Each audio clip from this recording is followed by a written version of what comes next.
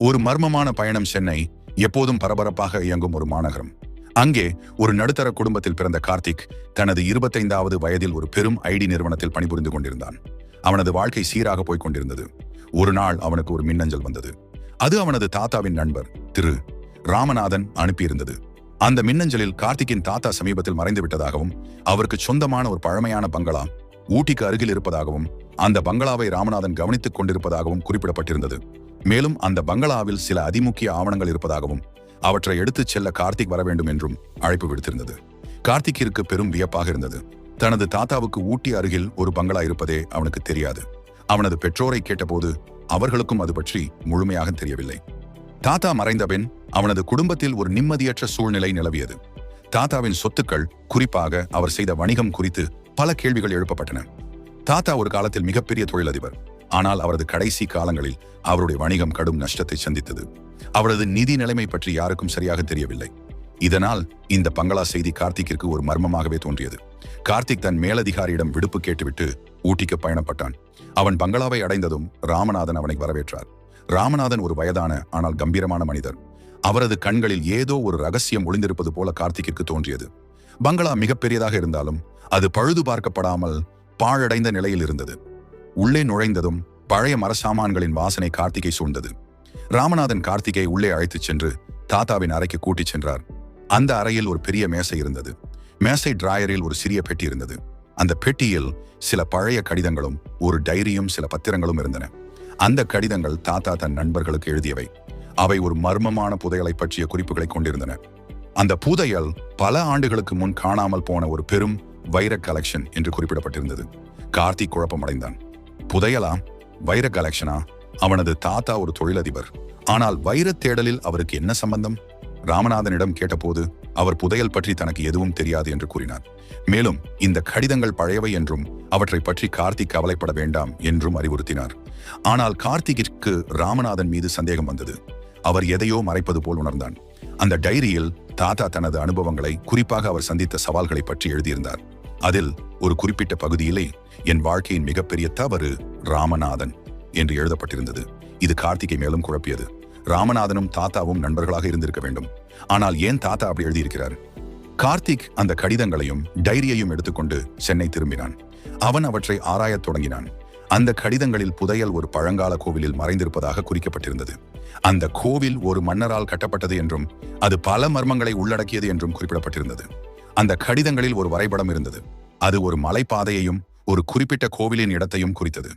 கார்த்திக் தனது நண்பன் அஜித்திடம் இதை பற்றி கூறினான். அஜித் ஒரு தீவிர ஆராய்ச்சியாளன். அவன் பல மர்மமான கதைகளை ஆராய்ந்து வந்தவன். அஜித் இந்த புதையல் கதை கேட்பதை கேட்டு உற்சாகமடைந்தான். இருவரும் சேர்ந்து புதையலை தேடத் தொடங்கினர்.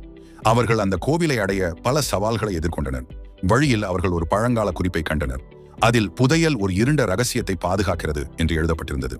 அவர்கள் கோவிலை அடைந்தனர். கோவில் பாழடைந்திருந்தது. உள்ளே நுழைந்ததும் அவர்கள் ஒரு பெரிய கல்வெட்டை கண்டனர்.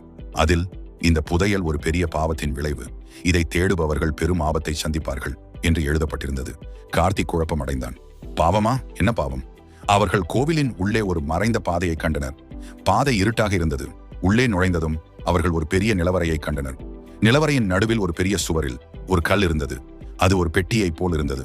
அதில் ஒரு குறிப்பிட்ட குறியீடு இருந்தது. அந்த குறியீடு தாத்தாவின் டைரியில் குறிப்பிட்ட ஒரு ரகசிய குறியீடுடன் ஒத்துப்போனது. கார்த்திக் அந்த குறியீட்டை பயன்படுத்தி பெட்டியை திறந்தான். உள்ளே ஒரு பெரிய வைர கலெக்ஷன் இருந்தது. வைரங்கள் மின்னின. ஆனால் வைரங்களுக்கு அடியில் ஒரு பழைய சுருள் இருந்தது. சுருளை திறந்து பார்த்தபோது அது தாத்தா எழுதிய ஒரு கடிதம். அந்த கடிதத்தில் தாத்தா தனது கடந்த காலத்தை பற்றிய உண்மையை எழுதியிருந்தார். அவர் ஒரு காலத்தில் ஒரு பெரிய வைர வியாபாரி. அவர் பல ஆண்டுகளாக வைர தொழிலில் ஈடுபட்டிருந்தார். ஒரு முறை அவர் ஒரு பெரிய வைர கலெக்ஷனை திருடினார். அந்த கலெக்ஷன் ஒரு மன்னருக்கு சொந்தமானது. தாத்தா அந்த கலெக்ஷனை திருடி அதை மறைத்து வைத்தார். அவர் இந்த பாவத்தால் நிம்மதியற்ற வாழ்க்கை வாழ்ந்தார். அவர் தனது கடைசி காலங்களில் மிகவும் வருத்தப்பட்டார். அந்த கலெக்ஷனை திருப்பிக் கொடுக்க விரும்பினார். ஆனால் அவரால் முடியவில்லை. அவர் அந்த கலெக்ஷனை ஒரு கோவிலில் மறைத்து வைத்தார். ராமநாதன் தாத்தாவின் கூட்டாளி. அவர் இந்த திருட்டுக்கு உடந்தையாக இருந்தார். ஆனால் தாத்தா பின்னர் மனம் மாறி ராமநாதனிடம் அந்த கலெக்ஷனை திருப்பிக் கொடுக்க சொன்னார். ஆனால் ராமநாதன் மறுத்துவிட்டார். அதனால் தாத்தா ராமநாதனை நம்பவில்லை. கார்த்திக் அதிர்ச்சி அடைந்தான். அவனது தாத்தா ஒரு திருடரா? இந்த கதை அவனது குடும்பத்தில் ஒரு பெரும் அதிர்வலைகளை ஏற்படுத்தியது. அவன் உடனடியாக போலீசுக்கு தகவல் கொடுத்தான். போலீஸ் ராமநாதனை கைது செய்தது. ராமநாதன் தாத்தாவுடன் சேர்ந்து வைரங்களை திருடியதை ஒப்புக்கொண்டார். அவர் பல ஆண்டுகளாக அந்த வைரங்களை அபகரிக்க முயற்சி செய்து வந்தார். வைரங்கள் அரசாங்கத்திடம் ஒப்படைக்கப்பட்டன. கார்த்திக் ஒரு பெரிய மன அமைதியை உணர்ந்தான். அவன் தனது தாத்தாவின் பாவத்தை நிவர்த்தி செய்திருந்தான். இந்த கதை அவனது வாழ்க்கையை முழுமையாக மாற்றியது. அவன் ஒரு புதிய மனிதனாக மாறினான். கார்த்திக்கின் தாத்தாவின் கடந்த கால ரகசியங்கள் அவிழ்க்கப்பட்டாலும் அந்த வைர கலெக்ஷனுடன் தொடர்புடைய ஒரு ஆழமான இருண்ட வரலாறு இருப்பதாக அஜித் சந்தேகித்தான். அந்த கடிதங்களிலும் தாத்தாவின் டைரியிலும் குறிப்பிட்டிருந்த ஒரு சில பெயர்கள், குறிப்பாக சங்கர் மற்றும் மீனாட்சி, கார்த்திக்கின் கவனத்தை ஈர்த்தன. அவர்கள் யார்? இந்த திருட்டுக்கும் அவர்களுக்கும் என்ன சம்பந்தம்? அடுத்த சில மாதங்களில் கார்த்திக் தனது வழக்கமான வாழ்க்கைக்கு திரும்பினாலும் அந்த புதையல் கதையின் பின்னணியில் மறைந்திருக்கும் உண்மை அவனது மனதை அரித்துக் கொண்டே இருந்தது. அஜித் அந்த புதையலுடன் தொடர்புடைய மன்னர் மற்றும் அவரது ஆட்சி காலம் குறித்து மேலும் ஆராய்ச்சி செய்தான். அந்த மன்னன் ஒரு இரக்கமற்ற ஆட்சியாளன் என்றும் அவன் தனது மக்களை அடிமைப்படுத்தி அவர்களின் செல்வங்களை கொள்ளையடித்தான் என்றும் தெரியவந்தது. அந்த வைர கலெக்ஷன் உண்மையில் மன்னன் தனது மக்களின் உழைப்பால் சம்பாதித்த செல்வம் அல்ல, மாறாக கொள்ளையடித்த சொத்து. ஒரு நாள் கார்த்திகிற்கு ஒரு அனாமதேய தொலைபேசி அழைப்பு வந்தது. மறுமுனையில் ஒரு வயதான பெண் குரல், "உன் தாத்தா செய்த தவறுக்கு நீதான் பரிகாரம் தேட வேண்டும். அந்த வைரங்களுக்கு ஒரு இரத்த சாபம் உண்டு. அவை எங்கிருந்து வந்தனவோ அங்கேயே சேர வேண்டும்" என்று கூறி துண்டித்தது. கார்த்திக் அதிர்ச்சியடைந்தான். யார் அந்த பெண்? இந்த இரத்த சாபம் என்றால் என்ன? கார்த்திக் அஜித்திடம் இதை பற்றி கூறினான். அஜித் இந்த புதிய திருப்பத்தால் ஆச்சரியமடைந்தான். அவர்கள் அந்த அனாமதேய அழைப்பு வந்த எண்ணை ஆராயத் தொடங்கினர். அது ஒரு பொது தொலைபேசி எண் என்றும் அதை யார் பயன்படுத்தினார்கள் என்று கண்டறிய முடியவில்லை என்றும் தெரிய வந்தது. ஆனால் அந்த பெண் கூறிய சங்கர் மற்றும் மீனாட்சி என்ற பெயர்கள் அஜித்துக்கு ஒரு புதிய யோசனையை கொடுத்தன. இவை புதையலுடன் தொடர்புடைய ஒரு பரம்பரை பெயர்களாக இருக்கலாம் என்று அவன் சந்தேகித்தான். மேலும் ஆய்வில் அந்த மன்னனின் காலத்தின் சமூக வரலாற்றை அஜித் ஆராய்ந்தான். ஒரு குறிப்பிட்ட கிராமத்தை பற்றி அவன் கண்டறிந்தான்.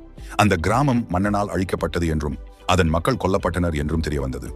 அந்த கிராமத்தின் முக்கிய கோவிலில் இருந்துதான் அந்த வைரங்கள் கொள்ளையடிக்கப்பட்டிருந்தன. அந்த கிராமத்தின் தலைவர் சங்கர், அவரது மகள் மீனாட்சி, அவர்கள் அந்த வைரங்களுக்கு காவல் இருந்தவர்கள். கார்த்திக் அந்த கிராமத்தை பற்றி அறிய மேலும் ஆழமாக செல்லத் தொடங்கினான். அந்த கிராமம் இப்போது ஒரு காப்பகமாக மாற்றப்பட்டிருந்தது. அங்குள்ள பழங்கால ஓலைச்சுவடிகள் மற்றும் பதிவேடுகளை ஆராயத் தொடங்கினான். அங்கு ஒரு வயதான பெண் ஒரு பாதுகாப்பு அலுவலராக வேலை செய்து கொண்டிருந்தாள். அவளிடம் பேசிய போது அந்த பெண் தனது பெயர் மீனாட்சி என்றும் அவளது பரம்பரை அந்த கிராமத்தை சேர்ந்தது என்றும் தெரிய வந்தது. அந்த அனாமதேய அழைப்பு வந்ததும் அவள்தான் என்று அவள் ஒப்புக்கொண்டாள். மீனாட்சி கார்த்திக்கிடம் தனது பரம்பரையின் கதையை கூறினாள். அவர்களது பரம்பரை பல நூற்றாண்டுகளாக அந்த கிராமத்தில் உள்ள கோவிலுக்கு பாதுகாப்பாக இருந்து வந்துள்ளது.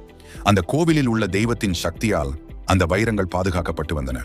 மன்னன் அந்த வைரங்களை திருடிய போது அவனுக்கு ஒரு இரத்த சாபம் ஏற்பட்டது. அந்த சாபத்தால் அவனது பரம்பரை அழிந்தது. மீனாட்சியின் பாட்டி அந்த சாபத்தால் பாதிக்கப்பட்டவள். அவள் மரணப்படுக்கையில் இருந்தபோது மீனாட்சியிடம் இந்த உண்மையை வெளிப்படுத்தினாள். அந்த வைரங்கள் மீண்டும் கோவிலில் பிரதிஷ்டை செய்யப்பட்டால் மட்டுமே அந்த சாபம் நீங்கும் என்று கூறினாள். கார்த்திகின் தாத்தா அந்த வைரங்களை திருடிய போது அவர் ராமநாதனால் ஏமாற்றப்பட்டார். ராமநாதன் அந்த வைரங்களின் சக்தியை பற்றி அறிந்திருந்தார். ஆனால் தாத்தா பின்னர் மனம் திருந்தி வைரங்களை திருப்பிக் கொடுக்க விரும்பினார். ஆனால் ராமநாதன் அவரை பயமுறுத்தி வைரங்களை ஒளித்து வைக்கச் சொன்னார். கார்த்திக் இப்போது ஒரு புதிய சிக்கலில் மாட்டிக்கொண்டான். வைரங்கள் அரசாங்கத்திடம் ஒப்படைக்கப்பட்டிருந்தன. அவற்றை மீண்டும் கோவிலுக்கு கொண்டு வருவது எப்படி? அது சட்ட விரோதமானது. மேலும் மீனாட்சியின் குடும்பத்திற்கு நியாயம் வழங்க வேண்டும். கார்த்திக் ஒரு வழக்கறிஞரை சந்தித்தான். அவர் ஒரு பிரபலமான தொல்லியல் சட்ட நிபுணர். அந்த கோவிலின் வரலாற்று பின்னணியையும் வைரங்களின் சட்டபூர்வ உரிமையையும் பற்றி ஆராய்ந்தான். வழக்கறிஞரின் முயற்சியால் அரசாங்கம் அந்த வைரங்களை கோவிலுக்கு திருப்பிக் கொடுக்க ஒப்புக்கொண்டது. ஆனால் இது ஒரு நீண்ட சட்ட போராட்டமாக இருந்தது. பல வருடங்கள் பிடித்தது. இந்த காலப்பகுதியில் கார்த்திக் மீனாட்சியுடன் நெருங்கிய நண்பனானான். அவள் அவனது தாத்தாவின் தவறுகளுக்கு வருத்தம் தெரிவித்து அவனது குடும்பத்தின் மீதான சாபத்தை நீக்குவதற்கு அவனுக்கு உதவியது. அவள் அவனுக்கு பழங்கால சடங்குகள் மற்றும் மரபுகளை பற்றி கற்பித்தாள். இறுதியாக வைரங்கள் கோவிலில் பிரதிஷ்டை செய்யப்பட்டன. ஒரு பெரிய சடங்கு நடத்தப்பட்டது.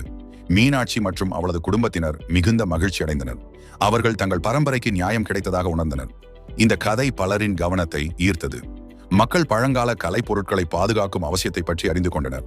கார்த்திக் இந்த பயணத்தின் மூலம் நிறைய கற்றுக்கொண்டான். அவன் பணத்தை விட உண்மையான மதிப்புகளை உணர்ந்தான். அவன் ஒரு புதிய வாழ்க்கையை தொடங்கினான். அவன் மீனாட்சியுடன் சேர்ந்து பழங்கால கலைப்பொருட்களை பாதுகாக்கும் ஒரு தொண்டு நிறுவனத்தை தொடங்கினான். அவர்கள் தங்கள் வாழ்க்கையை இந்த நோக்கத்திற்காக அர்ப்பணித்தனர். இந்த கதை உங்களுக்கு பிடித்திருந்தால் மறக்காமல் லைக் செய்யுங்கள். உங்கள் கருத்துக்களை கமெண்ட் பாக்ஸில் பதிவு செய்யுங்கள். மேலும் இது போன்ற கதைகளை கேட்க எங்கள் சேனலை சப்ஸ்கிரைப் செய்யுங்கள். உங்கள் ஆதரவுதான் எனக்கு உண்மையான அங்கீகாரம்.